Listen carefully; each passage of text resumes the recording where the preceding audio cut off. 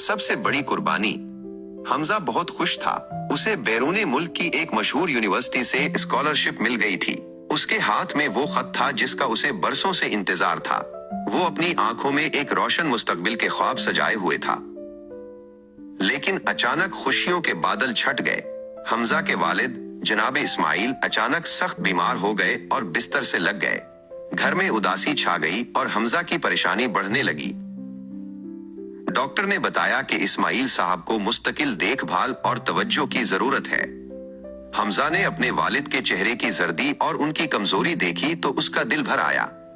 उसे एहसास हुआ कि इस वक्त उसके वालिद को उसकी सबसे ज्यादा जरूरत है। हमजा के सामने दो रास्ते थे, या तो वो अपनी स्कॉलरशिप लेकर बैरूने मुल्क चला जाए या फिर अपने बीमार वालिद की खिदमत के लिए ये सुनहरी मौका छोड़ दे। उसने एक गहरी सांस ली और अपने दिल की बात मानी। उसने फैसला किया कि वो अपने वालिद को तन्हा नहीं छोड़ेगा। हमजा ने यूनिवर्सिटी को माजरत का खत लिख दिया और अपने ख्वाबों की कुर्बानी दे दी।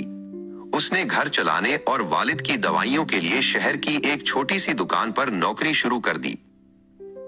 वो सारा दिन दुकान पर मेहनत करता और शाम को थका हारा घर आता, लेकिन घर आते ही वो अपनी थकन भूल जाता। वो अपने हाथों से अपने वालिद को खाना खिलाता, उन्हें दवाइयां देता और उनका हर तरह से ख्याल रखता। हमजा ने हिम्मत नहीं हारी। वो रातों को देर तक जागता और अपनी पढ़ाई मकामी तौर पर जारी रखता। वो जानता था कि मेहनत कभी जाया नहीं होती। वक्त गुजरने के साथ साथ इस्माइल साहब की तबीयत बेहतर होने लगी। वो अब सहारे के बगैर चलने के काबिल हो गए थे।